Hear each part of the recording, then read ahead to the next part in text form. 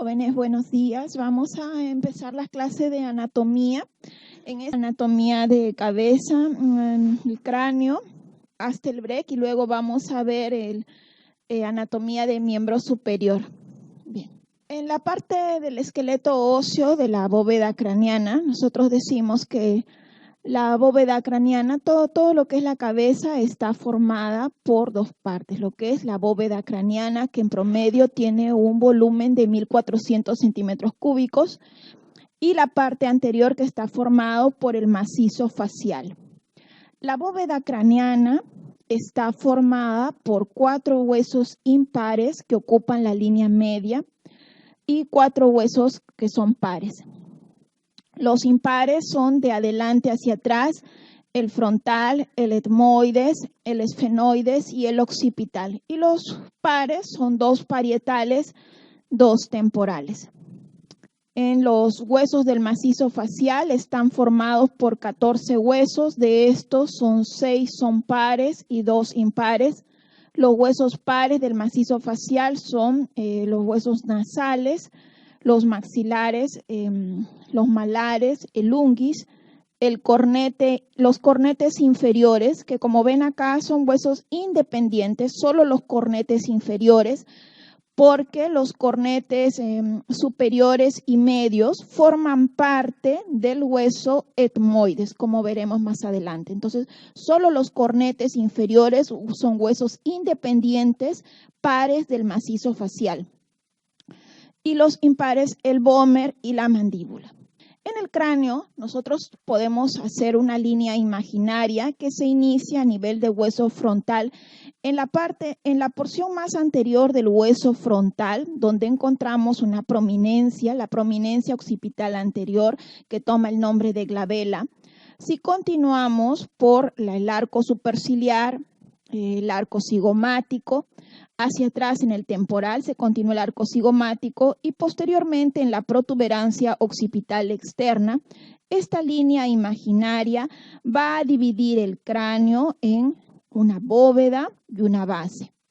Entonces, esta línea imaginaria que se inicia en la glabela, en la eminencia frontal anterior, y que va a terminar a nivel del hueso occipital, en la protuberancia occipital externa, va a dividir el cráneo en 2 porciones, una porción que es la bóveda, la superior, y una base del cráneo.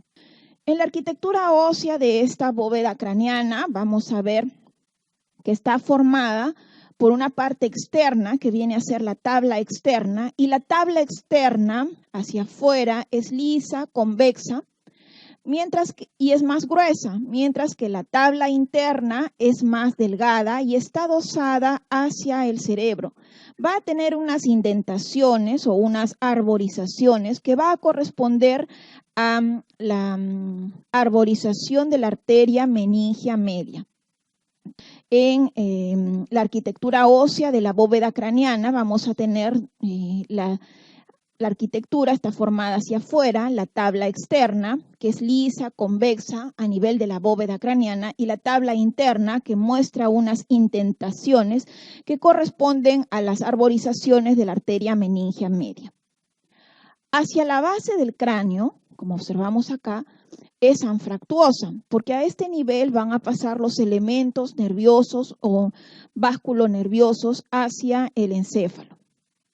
Entonces decíamos que en la tabla interna, que es más delgada y que está aplicada hacia el encéfalo, vamos a encontrar las arborizaciones de la arteria meningia media y algunas de las circunvoluciones cerebrales.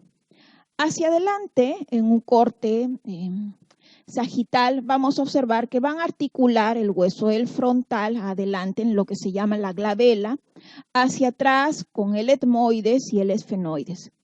Si nosotros hacemos un corte en la vista interna de la base del cráneo, vamos a tener que en la línea media teníamos los huesos de la base los huesos del cráneo, los impares, de adelante hacia atrás, el frontal, que se va a articular con el etmoides. Este articula con el hueso central de la base del cráneo, que es el esfenoides, y el esfenoides va a articular con el occipital. Entonces son los 4 huesos impares de adelante hacia atrás, el frontal, el etmoides, el esfenoides, el occipital. Y los dos huesos pares, dos parietales, dos temporales. En esta base del cráneo, en esta imagen de la base del cráneo, la vista interna, vamos a tener que hay dos líneas imaginarias que dividen la base del cráneo en una fosa cerebral anterior, fosa cerebral media y una fosa cerebral posterior. Y estas líneas de división van a ser la línea más anterior del hueso esfenoides. Dije el hueso central de la base del cráneo, ese hueso que algunos autores lo llaman como un pajarito, como un insecto o como una mariposa. El hueso esfenoides es el hueso central de la base del cráneo.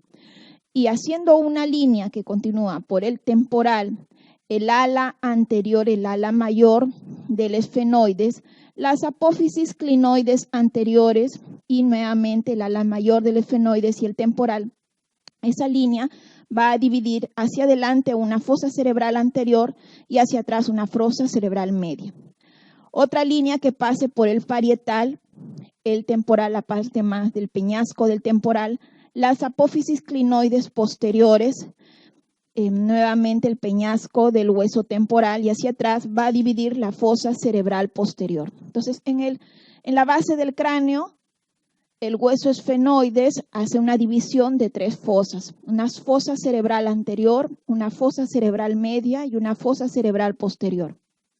La vista externa de la bóveda craneana, vamos a observar que la tabla externa, dijimos, era lisa y convexa. Y en esta tabla externa podemos observar hacia adelante el hueso frontal, que se va a articular, articulaciones fijas, no móviles, con los dos parietales, formando una sutura, la sutura coronal. La sutura coronal se va a formar entonces entre el hueso frontal y los dos parietales. Y entre ambos parietales se va a formar otra sutura, la sutura sagital. Y entre los parietales y el occipital, una tercera sutura, la sutura parieto-occipital. Entonces, a nivel de la bóveda craneana, vamos a distinguir unas articulaciones que son las suturas, sutura coronal, sutura sagital y sutura parieto-occipital. También vamos a distinguir puntos de unión de las articulaciones óseas. Estos puntos de unión vamos a conocer como puntos de unión de puntos suturales de las uniones óseas. Y vamos a tener 4 puntos suturales. Estos van a ser anteroposteriores, el bregma, y entre el frontal y los huesos parietales, y el lambda entre los parietales y el occipital. Y los laterales, que van a ser el terium, que se va a formar entre el frontal, el parietal, el ala mayor del hueso esfenoides y el temporal, el terium, y hacia atrás el asterium, entre el parietal, el temporal y el occipital. Entonces tenemos a nivel de la bóveda craneana 3 suturas, sutura coronal, sutura sagital, sutura parieto-occipital o también llamada sutura lambdoidea, y 4 puntos suturales, anteroposteriores, el bregma y el lambda, y laterales, el terium y el asterium. Y si ustedes se dan cuenta, hay un hueso de la bóveda craneana que va a soportar los 4 puntos suturales, y este va a ser el parietal. En los extremos de los parietales vamos a tener los 4 puntos suturales, terium, asterium, el bregma y el lambda. Bien, en el parietal entonces dijimos vamos a tener los 4 puntos suturales. El hueso frontal. El hueso frontal esquemáticamente va a tener la forma de una L, una porción vertical hacia adelante y una porción horizontal que va a articular con la base del cráneo. Este es el hueso más anterior, impar, que ocupa la parte media de la base del cráneo. Este hacia adelante, en su porción horizontal, tiene un remanente de una sutura embrionaria, la sutura metópica, Eso es una sutura embrionaria que ya en la edad adulta está completamente fusionada.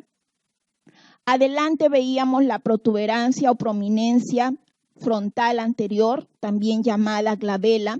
Es el punto más anterior de la bóveda craneana, la glabela. Hacia los lados de la glabela vamos a tener los arcos superciliares. Y por debajo de los arcos superciliares, el agujero supraorbitario, por donde va a pasar el nervio supraorbitario. El frontal va a formar el techo de la órbita. Entonces decimos que el frontal tiene dos porciones. Una porción horizontal, que es una porción vertical que es anterior hacia adelante, y una porción horizontal, que es el que va a articular con la base del cráneo. En esta porción horizontal podemos observar que forma el techo de la órbita, la fosa orbitaria. Hacia la línea media, una hendidura, la hendidura etmoidal, donde el hueso frontal va a articular con la lámina cribosa del hueso etmoides. En la zona horizontal, la fosa orbitaria, hacia la línea media vamos a tener una depresión, la fosa troclear. A ese nivel, en la fosa troclear, el músculo oblicuo mayor, o el músculo del globo ocular, el oblicuo mayor, va a tener una refracción, va a tener una inserción antes de refractarse a nivel posterior. Entonces, el oblicuo mayor se inserta en el hueso frontal a nivel de la fosa troclear. Y hacia el ángulo externo vamos a tener otra fosa mayor, la fosa lagrimal, que va a albergar a la glándula lagrimal. Entonces decíamos, el hueso frontal es un hueso que tiene dos porciones, una porción vertical hacia adelante, en la línea media, y una porción horizontal. Y en la porción horizontal va a articular, aquí en amarillo, con el hueso etmoides. Aquí observamos la lámina cribosa del hueso etmoides. Y el etmoides va a articular hacia atrás con el hueso central de la base del cráneo, que es el hueso esfenoides. El esfenoides, dijimos, este es un hueso que esquemáticamente, dicen, tiene la forma de una mariposa. Tiene dos alitas menores,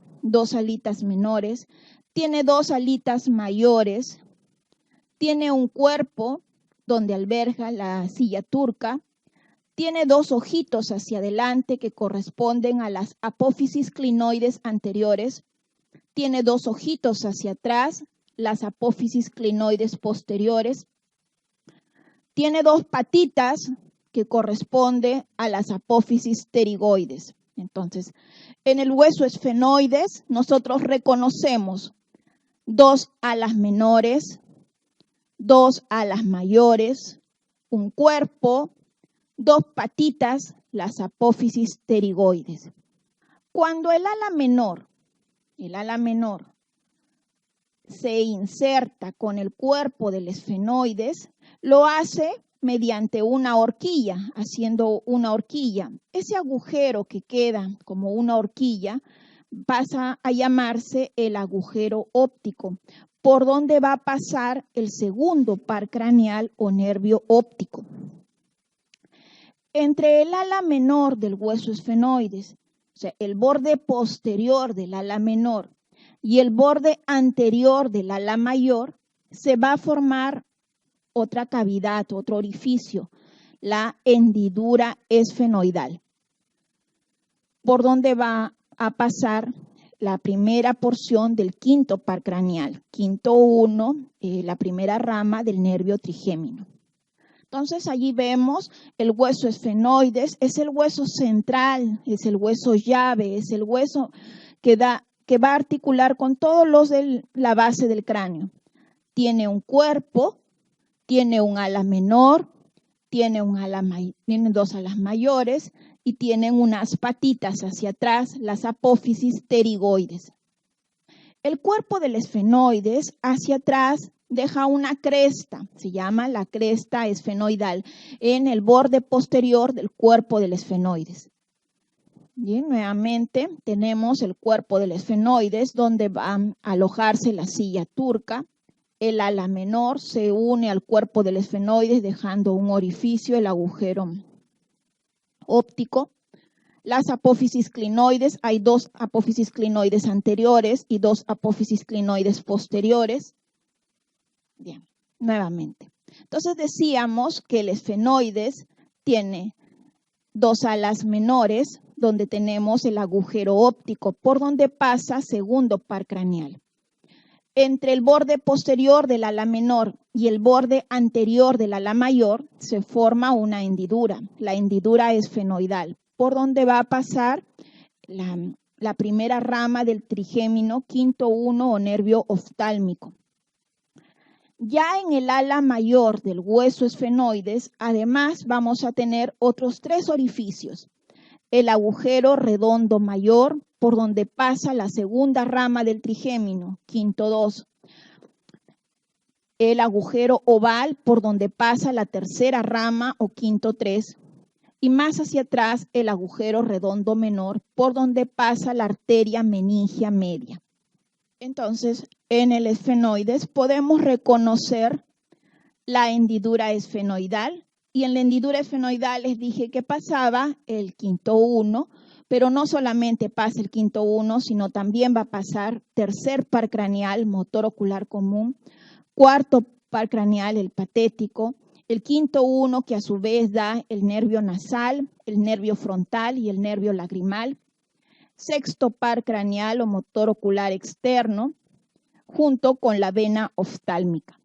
A través del agujero óptico, el segundo par craneal, nervio óptico, junto con la arteria oftálmica. La arteria oftálmica es la única rama colateral de la arteria carótida interna. Bien, y hasta allí 2 orificios, hendidura esfenoidal y agujero óptico. Estos son los 2 orificios por los cuales la órbita se va a comunicar con el encéfalo. La cavidad orbitaria se comunica con el encéfalo a través de 2 orificios, la hendidura esfenoidal y el agujero óptico. Ya en la base del encéfalo, en el ala mayor, vamos a tener el agujero redondo mayor, donde pasa la segunda rama del trigémino, nervio del maxilar superior. En el agujero oval va a pasar la tercera rama, nervio del maxilar inferior o nervio mandibular, y la arteria meningia menor. Y por último, el agujero redondo menor, por donde va a pasar la arteria meningia media.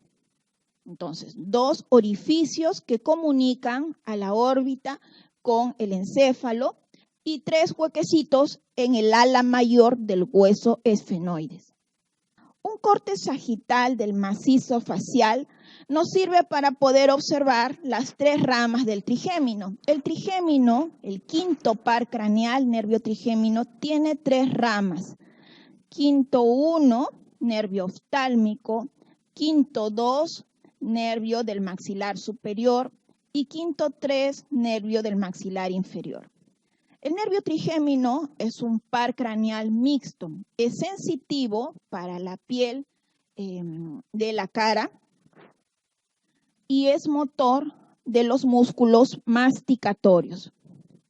Quinto 1 pasa por la hendidura esfenoidal, quinto 2 pasa por el agujero redondo mayor, quinto 3 pasa por el agujero oval. El nervio trigémino, dije, es un nervio mixto. ¿Por qué? Porque es sensitivo y a la vez es motor. Quinto 1 es solo sensitivo. Es sensitivo de la piel del tercio superior de la cara. Quinto 2 es solo sensitivo. Es sensitivo del tercio medio de la cara. Y quinto 3 es mixto. Es sensitivo del tercio inferior de la cara y es motor de los músculos masticatorios. Y los músculos masticatorios son 4. Temporal, macetero, pterigoideo externo y pterigoideo interno. Si recuerdan, el hueso esfenoides, ese hueso que tiene la forma de una mariposa o un insecto, tiene unas patitas. Las patitas son las apófisis pterigoides.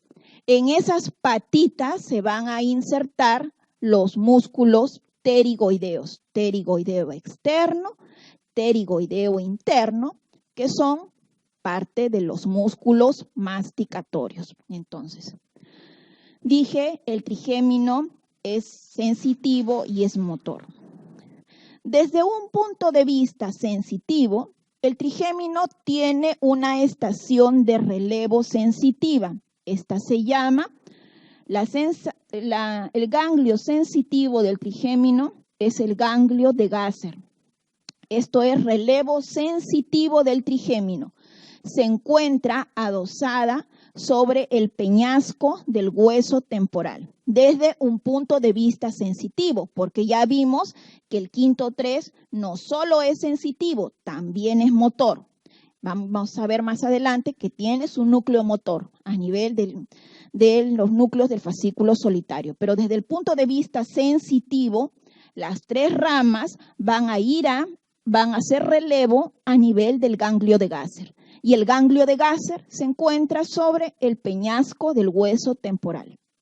Bien, un esquema solamente para recordar que el hueso esfenoides tiene unas patitas. Esas patitas se llaman las apófisis pterigoides. Las apófisis pterigoides, aquí tenemos la apófisis pterigoides, cuando se une al cuerpo del esfenoides, deja un espacio, un orificio. Esto es el conducto vidiano. El cuerpo del esfenoides, en su borde posterior, forma una cresta, la cresta del esfenoides. La cresta del esfenoides articula con un hueso impar del macizo facial, que es el vómer. Y la apófisis pterigoides articula con un hueso par del macizo facial, la apófisis piramidal del hueso palatino. Si ustedes ven, en los huesos del macizo facial tenemos vómer, tenemos palatino.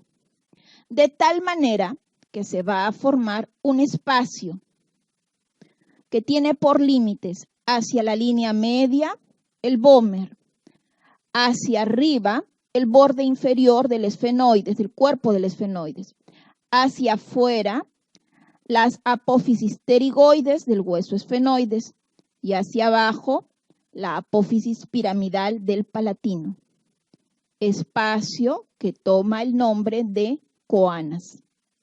Además, en la apófisis pterigoides vamos a tener las inserciones de 2 de los 4 músculos masticatorios. Dije, los músculos masticatorios son el temporal, el macetero, el pterigoideo externo y el pterigoideo interno.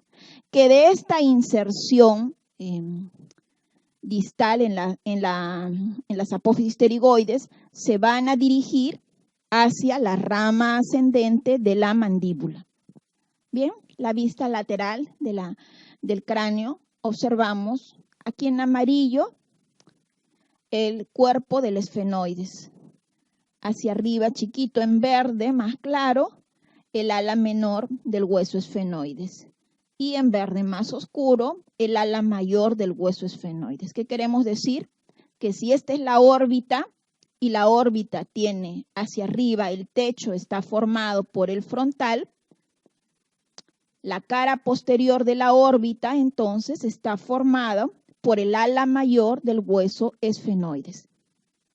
Además, hacia atrás tenemos en lila las apófisis pterigoides y el cuerpo del esfenoides hacia atrás va a articular con la rama horizontal del occipital. Bien, el etmoides, habíamos quedado sin hablar del etmoides, decía el frontal deja una hendidura al centro que va a articular con el hueso etmoides. El etmoides es un hueso impar que se encuentra detrás del frontal, va a articular a través de una lámina que tiene huecos, una lámina cribosa. Y a través de esta lámina con huecos, a través de esos orificios, van a pasar los filetes nerviosos del primer par craneal o nervio olfatorio. Entonces, los filetes nerviosos del primer par craneal o nervio olfatorio atraviesan la lámina cribosa del hueso etmoides, y sobre la lámina cribosa va a descansar el bulbo olfatorio. Si hacemos un corte del macizo facial, a nivel del macizo facial vamos a observar que la cara interna de la órbita está formada por este hueso, el hueso etmoides. Este va a articular con los huesos del macizo facial, va a formar parte de las fosas nasales y, como dije, la cara interna de la órbita. Aquí podemos observar la cara posterior de la órbita está formada por el ala mayor del hueso esfenoides. Entonces, la órbita hacia arriba tiene el frontal, hacia afuera tiene el malar, hacia abajo tiene el maxilar superior, hacia la cara interna tiene el etmoides. Vemos aquí en amarillo el hueso etmoides. Este, si bien es un hueso del cráneo, se articula más con los huesos del macizo facial. Este hueso impar articula más con los huesos del macizo facial. El etmoides, si hacemos un esquema de este hueso etmoides, podemos distinguir hacia arriba una apófisis, la apófisis Christagalli.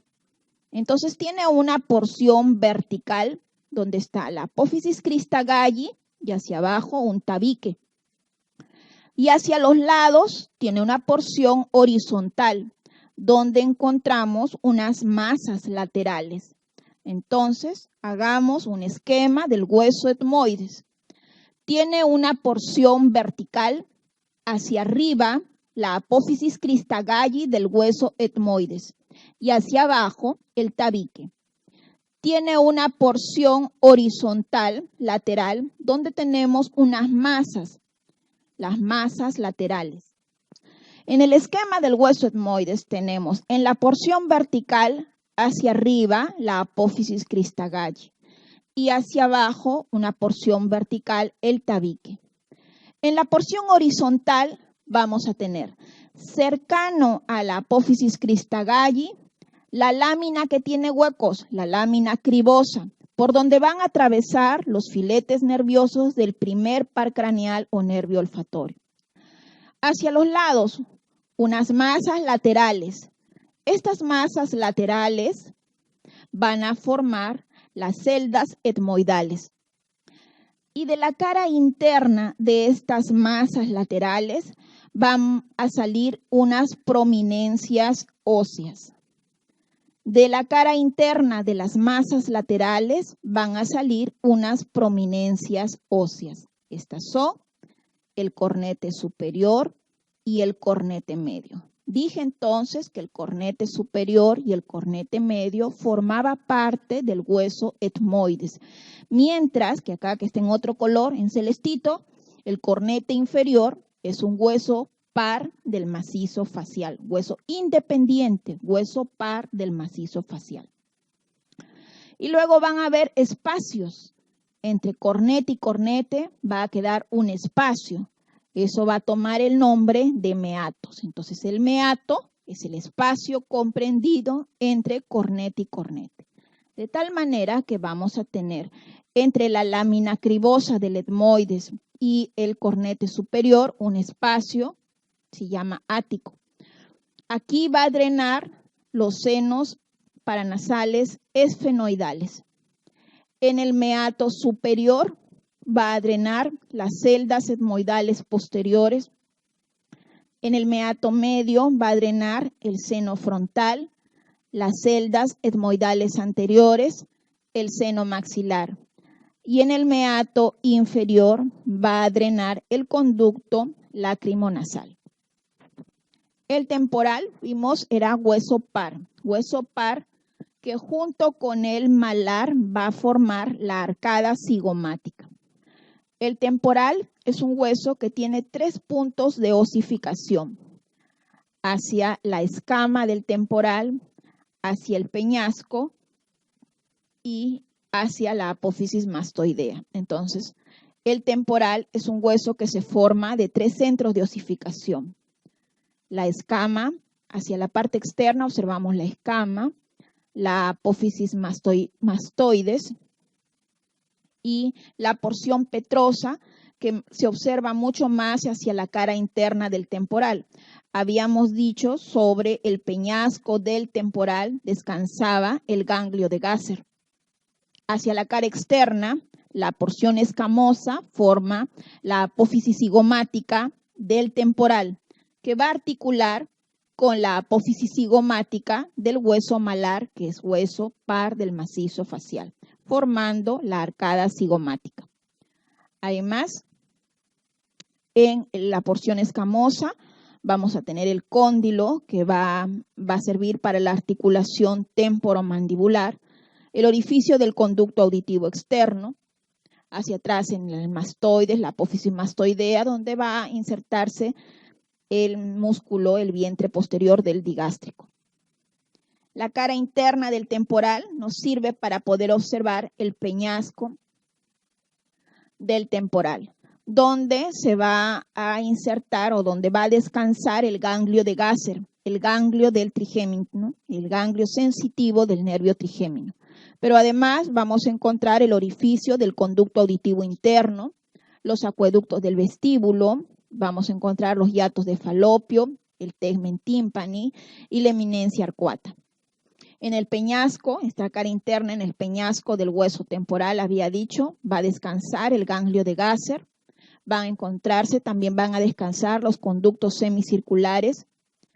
Hacia el borde anterior del peñasco del temporal, un orificio, el agujero rasgado posterior, a este nivel no va a pasar ningún elemento, pero entre el borde más posterior del temporal y el borde más anterior de las masas laterales del occipital, es decir, entre el borde posterior del temporal y el borde anterior del occipital, se va a formar un orificio, el agujero rasgado posterior.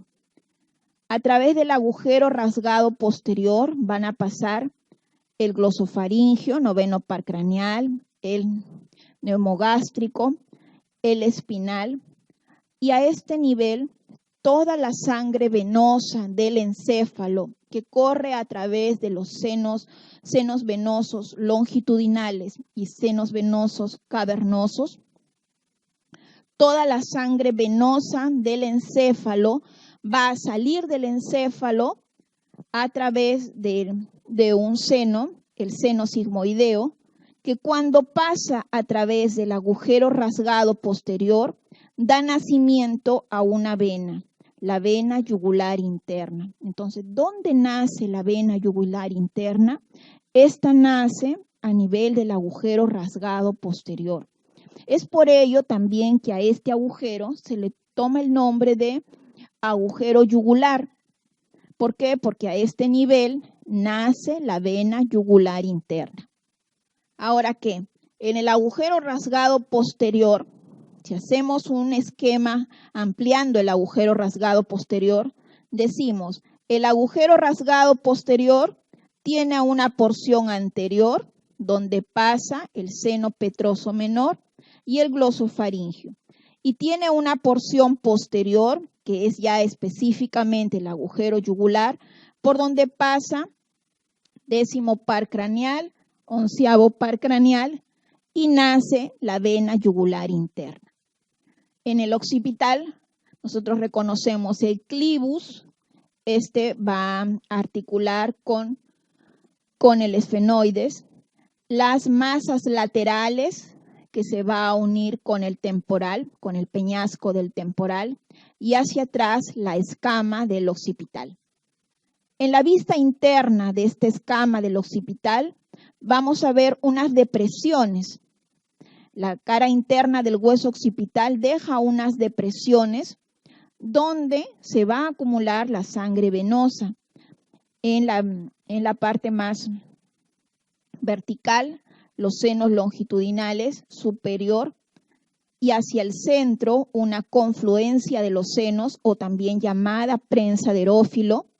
De la prensa de erófilo sale la sangre a través de unos senos venosos, los senos laterales, que finalmente van a terminar a nivel del agujero yugular o agujero rasgado posterior. El parietal. El parietal es un hueso de la bóveda craneana, un hueso cuadrilátero. Tiene como característica que en sus 4 extremos vamos a tener los 4 puntos suturales anteroposteriores, bregma y lambda, bregma anterior, lambda posterior, con el occipital. Y laterales vamos a tener el terium y el asterium. Entonces, hueso de la bóveda craneana que tiene los 4 puntos suturales es el hueso parietal.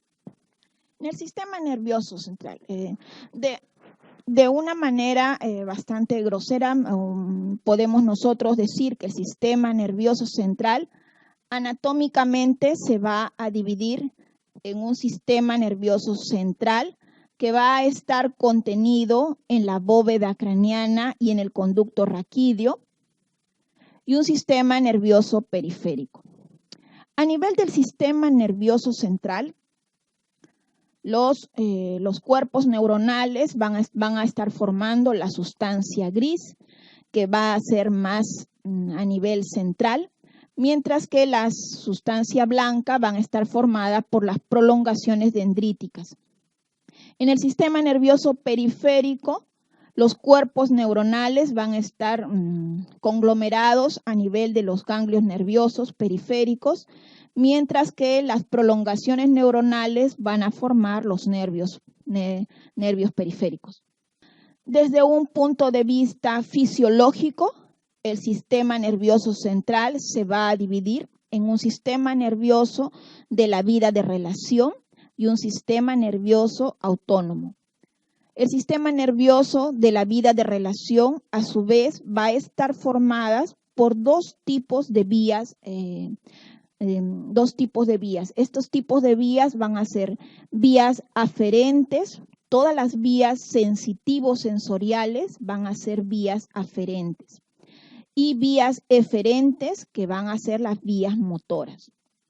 Las vías aferentes, toda la información que llega al sistema nervioso central, las vías aferentes, a su vez van a ser sensoriales o también llamadas sensitivas especiales para los sentidos que son químicos, como son el gusto y el olfato, físicos, como son la visión y la audición, y vías aferentes sensitivas generales, que son del tacto fino, el tacto grueso, la termoalgesia y la propiocepción. Todo lo que es sensitivo son vías aferentes, mientras que las vías eferentes van a formar las vías motoras. La vía motora por excelencia está formada por la vía piramidal, y la vía piramidal es una vía de dos neuronas o de 2 relevos neuronales. Una primera neurona que va a nacer a nivel de la circunvolución frontal ascendente, o lo que se llama el área 4 de Brodmann, por delante de la cisura de Rolando. Entonces, la vía eferente es la vía piramidal o también llamada vía motora. La vía motora es una vía de 2 relevos neuronales.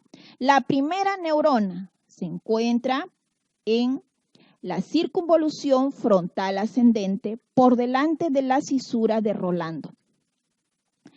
Esta va a hacer relevo con una segunda neurona. La segunda neurona puede encontrarse a nivel de la médula espinal, y en ese caso vamos a tener un nervio raquídeo, porque nace del conducto raquídeo, un nervio raquídeo. Pero si la segunda neurona se encuentra a nivel del tronco encefálico, entonces vamos a tener un nervio craneal. Fisiológicamente también dijimos, tenemos el sistema nervioso autónomo, y este va a estar formado por el sistema simpático y el sistema parasimpático. El sistema nervioso central, entonces, lo podemos dividir de una manera anatómica o de una manera fisiológica. De una manera anatómica está formado por el sistema nervioso central que se encuentra dentro de la bóveda craneana y en el conducto raquídeo. En la bóveda craneana vamos a tener el telencéfalo, que está formado por el cerebro medio o diencéfalo, que está formado por el tálamo, el tronco encefálico, que a su vez tiene tres partes, de lo más superior a lo más inferior, el mesencéfalo, la protuberancia y el bulbo que se va a continuar a nivel del conducto raquídeo con la médula espinal. El centro del equilibrio de los movimientos coordinados va a ser el cerebelo, que va a estar posterior al tronco encefálico. El telencéfalo, que va a estar formado por el cerebro, se va a dividir en 4 lóbulos. Un lóbulo frontal, que es el lóbulo motor, un lóbulo parietal, que es la corteza sensitiva, lóbulo temporal, que es el lóbulo de la audición, y un lóbulo occipital, que va a ser el lóbulo de la visión. Les dije, todo el sistema nervioso central va a estar cubierto o protegido por la bóveda craneana y el conducto raquídeo. Decimos que el sistema nervioso central tiene un telencéfalo, el cerebro, un diencéfalo o cerebro medio, un tronco encefálico, el mesencéfalo, protuberancia y bulbo, y finalmente termina con la médula espinal. A nivel del telencéfalo, nosotros vamos a encontrar en el telencéfalo los hemisferios cerebrales, que ya vimos, los 4 hemisferios cerebrales, y las comisuras interhemisféricas. Entonces, el telencéfalo está formado por hemisferios cerebrales y comisuras interhemisféricas. El diencéfalo está formado forma el cerebro medio y están formando el tálamo. Entonces le dije, el telencéfalo está formado por hemisferios cerebrales y las comisuras interhemisféricas. En los hemisferios cerebrales nosotros vamos a distinguir lo que es la sustancia blanca y la sustancia gris. La sustancia gris la vamos a encontrar a nivel cortical, las cortezas cerebrales, y internamente en los centros subcorticales. En los centros subcorticales, estos van a ser 5, que son los núcleos optoestriados. Los centros subcorticales son el núcleo amigdalino, el núcleo lenticular, que está formado por el globo pálido y el putamen, el antemuro, el núcleo caudado y el tálamo óptico. A su vez, también vamos a encontrar líquido cefalorraquídeo. Y el líquido cefalorraquídeo a nivel del telencéfalo va a encontrar en unos espacios. Y estos espacios van a tomar el nombre de ventrículos.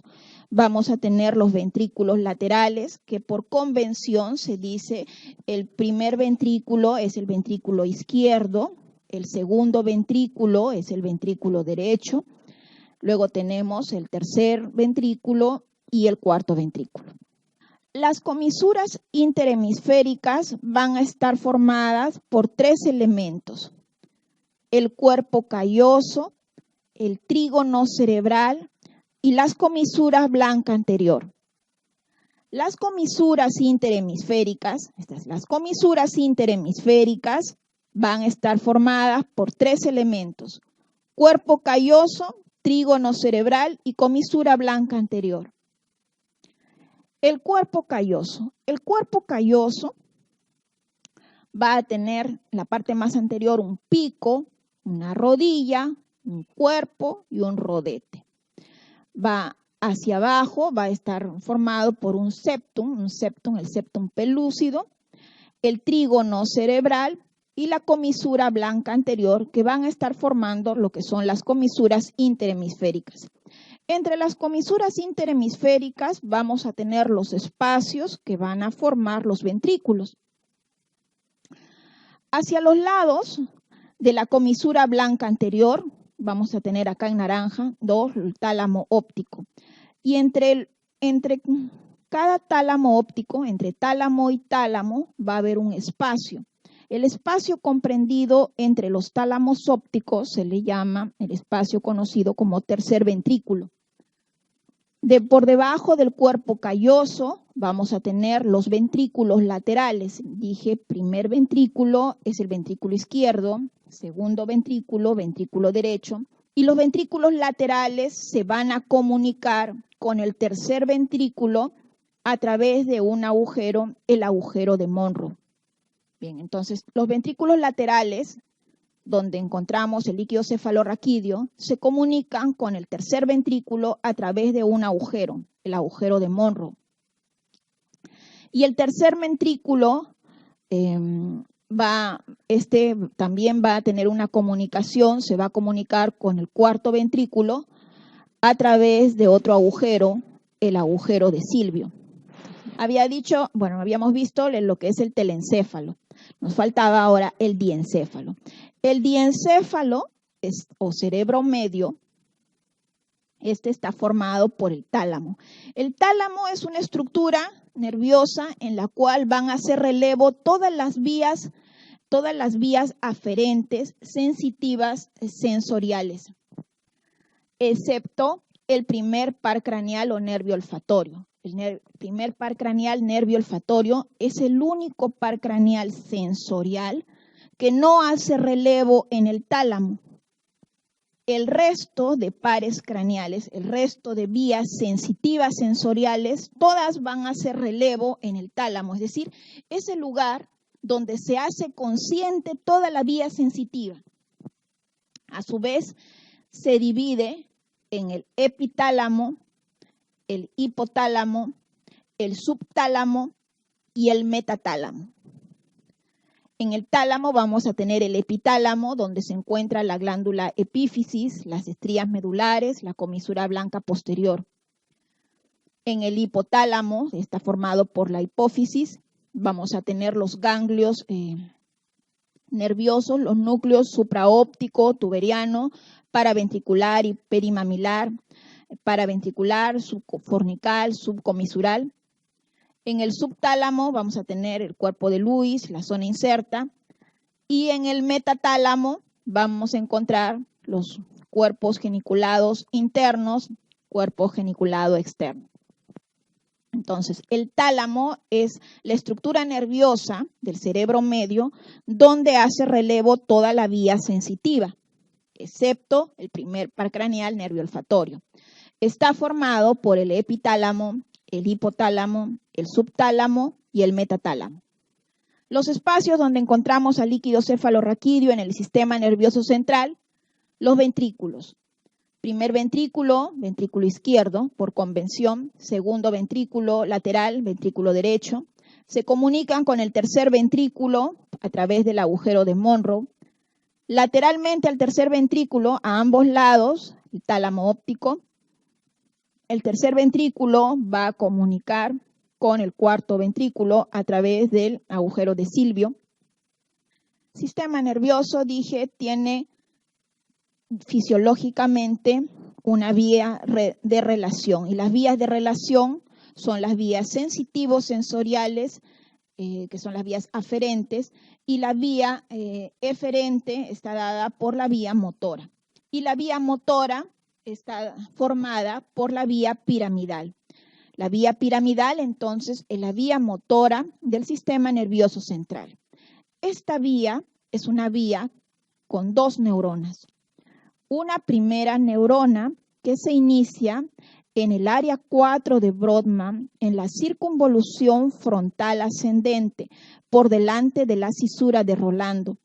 Esta primera neurona va a hacer sinapsis con una segunda neurona que se encuentra a nivel de la médula espinal, en el asta anterior de la médula espinal, y esta va hacia el efector. En este caso, el efector es un músculo.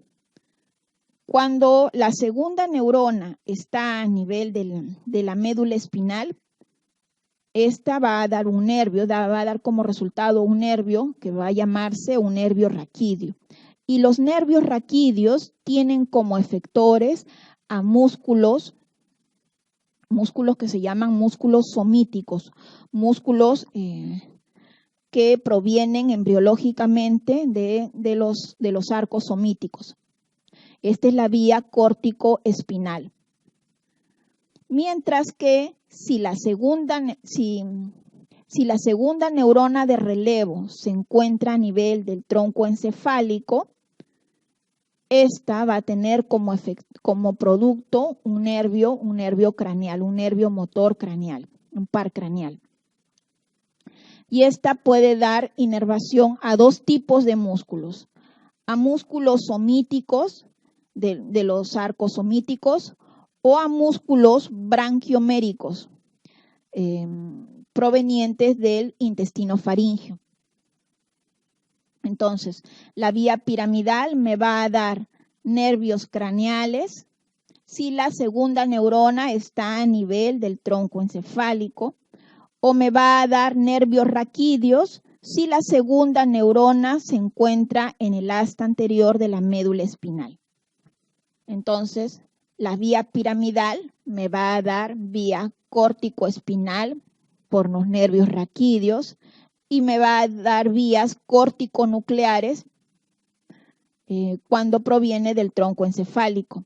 Esta, a su vez, los nervios craneales pueden dar inervación a músculos somíticos o a músculos branquioméricos provenientes del intestino faríngeo. En cambio, los nervios raquídeos solo dan inervación a músculos somíticos. Es decir, los nervios craneales tienen dos efectores, músculos somíticos o músculos branquioméricos.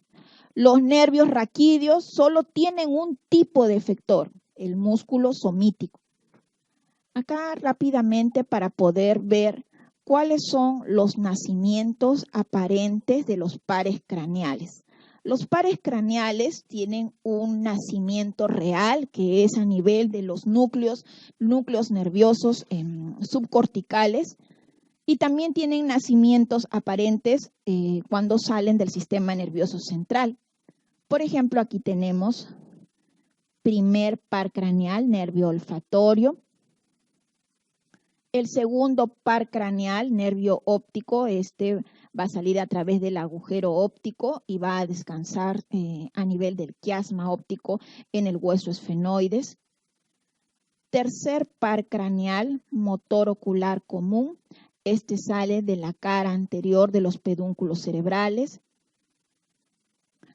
Cuarto par craneal, nervio patético, sale de la cara posterior de los pedúnculos cerebrales. ¿Qué par craneal es este? El trigémino. Dijimos, tiene 3 ramas, quinto 1 oftálmico, quinto 2 maxilar superior, quinto 3 maxilar inferior. Y tiene nacimiento aparente en la cara lateral de la protuberancia anular. Entre la protuberancia y el bulbo raquídeo existe un surco, el surco bulbo-protuberancial. De la cara anterior del surco bulbo-protuberancial nace sexto par craneal, nervio motor ocular externo. Del mismo surco bulbo-protuberancial van a ser el séptimo nervio facial, el séptimo bis o intermediario de Grisberg y el octavo nervio acústico. En el bulbo raquídeo hay unas prominencias nerviosas que se llama la oliva bulbar. Detrás de la oliva bulbar, en el bulbo raquídeo, tenemos un surco, el surco retroolivar. Del surco retroolivar nace noveno par craneal, nervio glosofaringio, décimo par craneal, neumogástrico, y onceavo par craneal, el espinal. En el surco preolivar nace el doceavo par craneal, el hipogloso. Para recordar, los pares craneales son 12 pares craneales.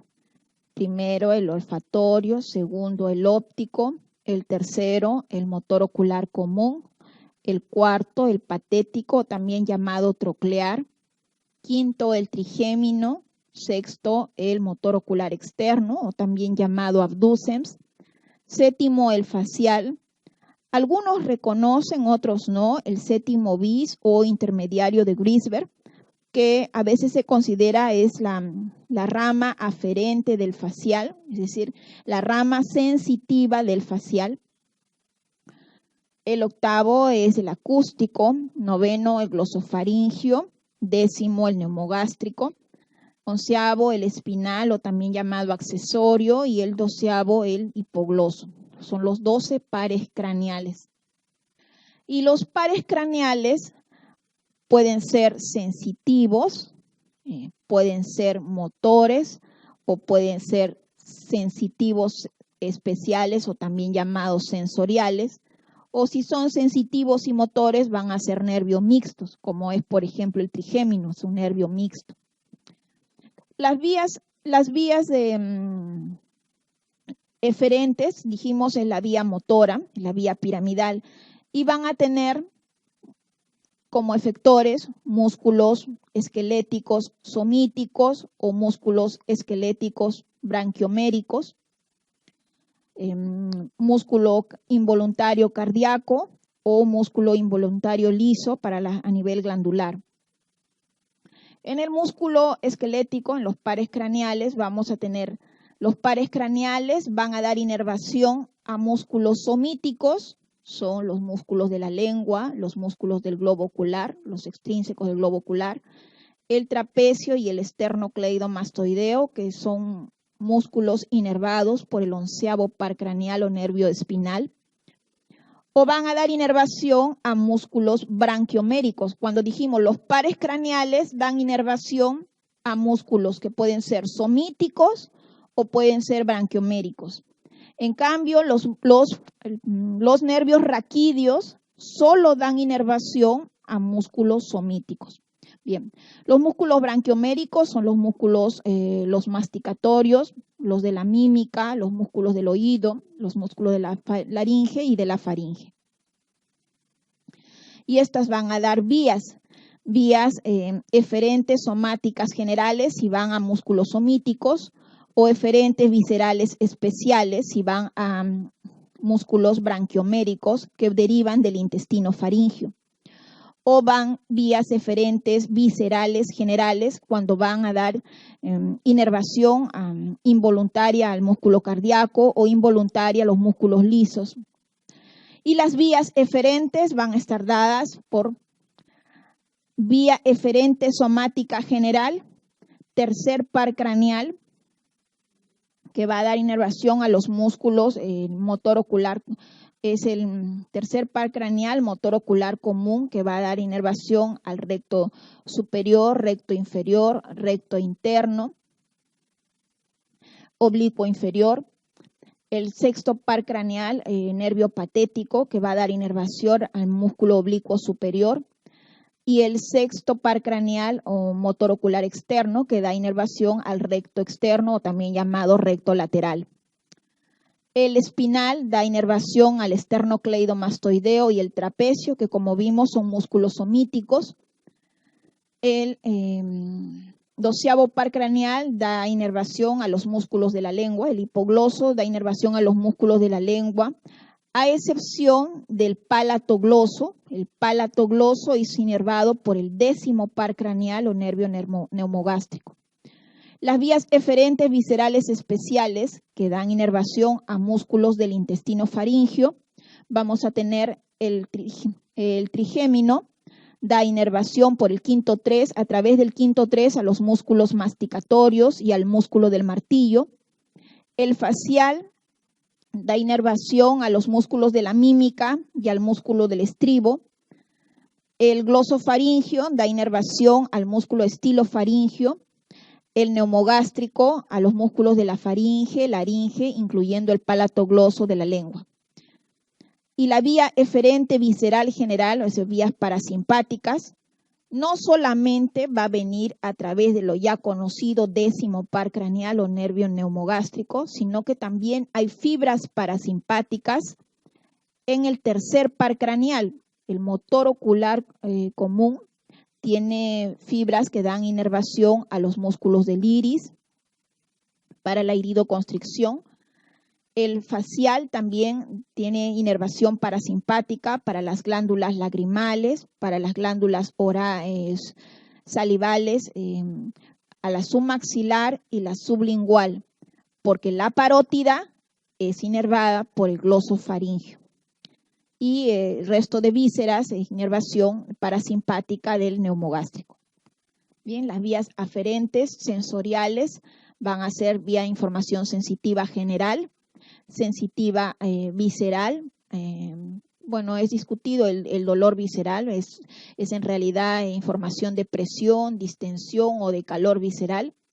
Y vía información sensorial o sensitiva especial, que van a ser para los sentidos químicos, el gusto y el olfato, y físicos, la visión y la audición, que nos van a dar vías sensitivas, aferentes somáticas generales, aferentes viscerales generales, sensoriales, aferentes viscerales especiales, el gusto y el olfato, y aferentes somáticas especiales, son sentidos físicos, la visión y la audición. Las vías aferentes somáticas generales van a venir a través del trigémino, el facial, el glosofaringio y el neumogástrico. Visceral general, para el dolor visceral, a través del neumogástrico.